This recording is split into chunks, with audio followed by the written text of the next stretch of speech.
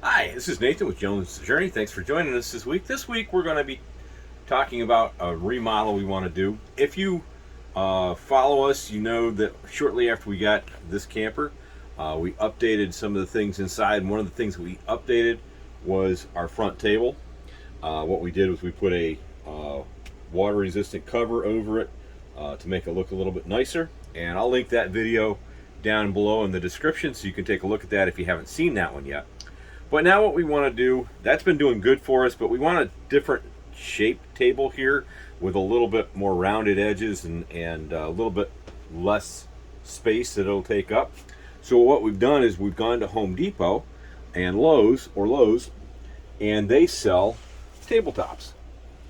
So that's what we've done, is we've gone to and gotten a tabletop, and it's just about the same size, but it's a little bit different. It'll be a little bit different shape. As you can see, it's rounded, so we'll lose some of the edges. It'll make it a little bit easier for the chairs to swing around. And so the first thing we're going to do with this is take it outside and we're going to sand it off, and then we're going to stain it, and then we're going to lacquer it so it's all nice and water resistant, and it'll be maintain its beauty longer. And then once we're done with that, we will take the base off the bottom of this table and attached it to the center of this table. So join us as we go out and take and sand it off. All right, so while we were at Home Depot, we got a block sander, piece of block, and what we're going to do now is just make sure that it's nice and smooth around the top and around the edges. Take off any rough spots so that the stain will stick to it nicely, and it'll be a nice smooth tabletop for us. Now remember, when you're sanding, to go with the grain of the wood, not against it. You're going to go back and forth. You want a high grit sandpaper, so 120 or better. You're not going to sand real hard, but you want to sand off the entire top. Just to get any pricklies that they might have had in it from manufacturing it? Correct. Oh, well, and they glue them together, and even when anything is cut, it's still going to have a little bit of particle or a little bit of roughness to it. Don't forget to do this outside edge. I'm going to take and use the edge of this to go around the outside edge of this all the way around.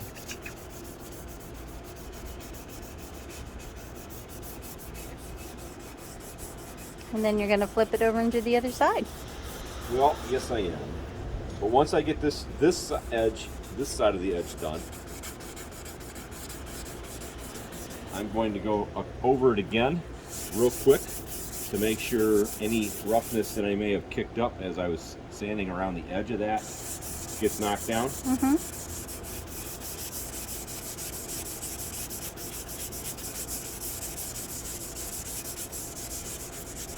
And then I'm going to flip it over and do the same with the other side.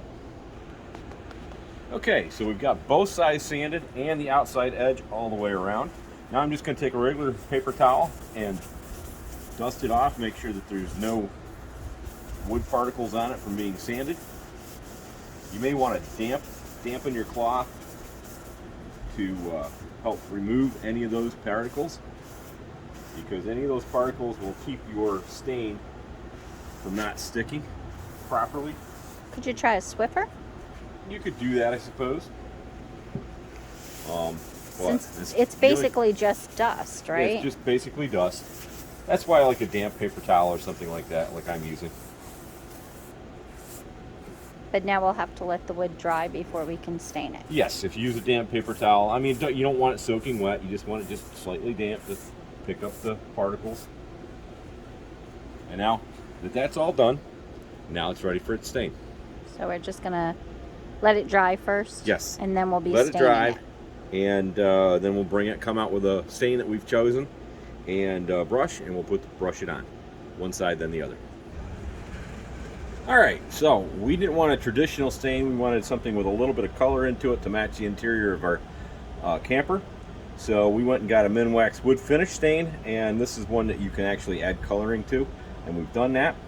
And now we're going to take, and you want to use a synthetic brush to put the stain on, and that's what we're going to do next. All right, so as you can see, it's we've changed it into a white color, and we're going to just remember to, when you put the stain on, put it on, of course, in the grain of the wood, with the grain of the wood, and you're going to see the wood grain through this as you apply it. Unless you keep it solid. I mean, Right. if you take a rag and you start to take some of it off of there, you'll see more of the wood grains.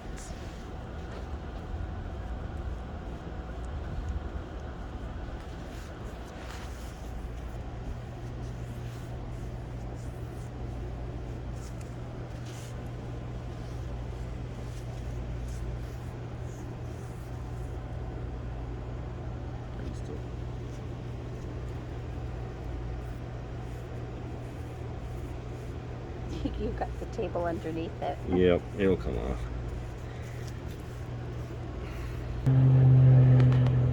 So this is the first coat. You paint it on and then you wipe it off. Kind of gives it a whitewashed look. Okay. And now we're going to put a second coat on. Second coat. We'll come back once we get that done. All right, so our stain is all set. It's dried for a couple of days. Now what we're going to do is put our lacquer, or actually it's acrylic on it for Minwax. Read the directions on this. You got to shake it for 2 minutes, spray it on, let it dry for 30, sand it off. Remember, when you dry it off, or once it's dry and you sand it, you wipe it down with a wet cloth, damp cloth. Leave it set. After you're done sanding it, spray it again. You're supposed to do that 3 times or more, depending on what kind of finish you want, and you need to have it a half an hour apart. If you're not going to get it within the half hour apart, then you have to let it dry for 72 hours. So make sure you read your directions on the back of your can and follow those. We've already shook the can up. We're all set to start spraying it on.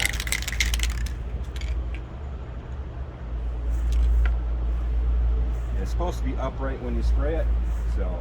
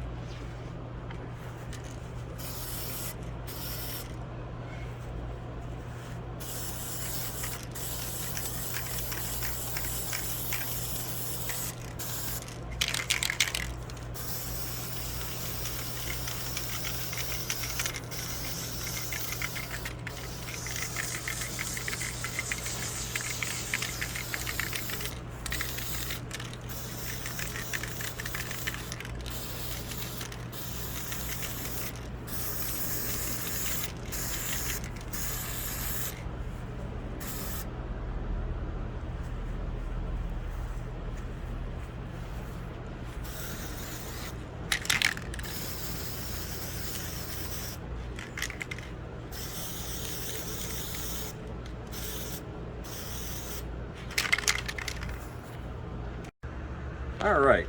After you put the lacquer on and it's had a half an hour to dry, then you take a fine grit sandpaper and you sand it off.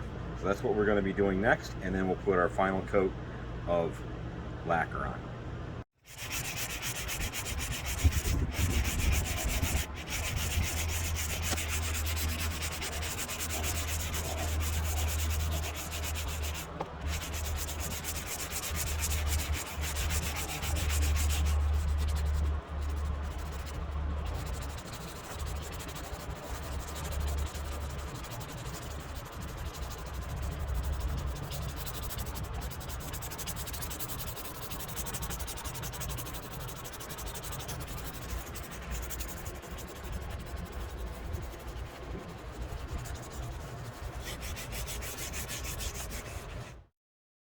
you're done sanding it off, you take a damp cloth, brush it just to make sure all the dust is off of it.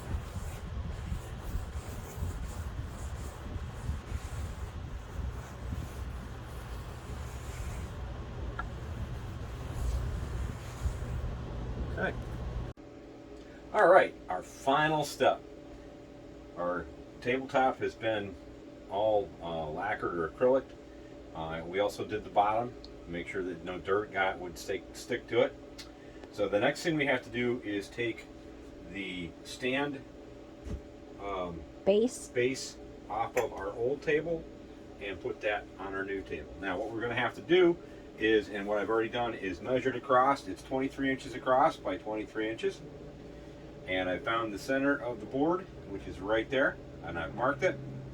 So now we're going to take this off of here, and there's a hole in the middle of this, so I'll be able to see my center dot.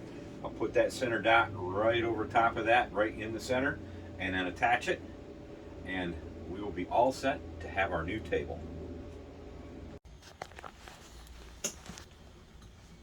How many screws are in that? There are 6 screws in this one. Wow. Yep. And like everything else in the RV, it's all with the special tool. When we got our first RV, the guy I bought it off of, Mark, he was a buddy of mine. We did Cub Scouts together. He says, this is a special tool. It is an RV tool. You're going to want it. So he gave it to us. And I've used it on every RV we've had because they use the square-headed screws. Square-headed screws instead of a Phillips or a flathead. Okay, top's off. Set that right there, and you can see my dot right in the middle of that. And now we are going to screw it in.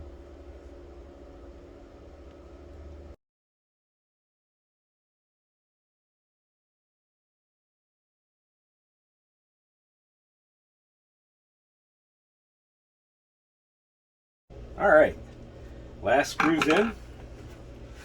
That's what the top looks like, all nice and shiny. And fits right on there like a glove. And as you can see, it's right in the center, nice and sturdy. And the corners are rounded now, so it's going to make the tears easier to go around it. Plus, it's a little bit lighter color than the white, and the wood is really nice, so it matches the interior a little bit better, I think. So there's another DIY for you. You can do it yourself. It's not that hard. Took us about 2 days to do it, and you can actually probably do it in a day if you just concentrate on just that, but to make just a little bit of an improvement. Thanks for joining us. Remember, hit that like button. If you want to see the next video, make sure you subscribe and ding ding, ring the bell.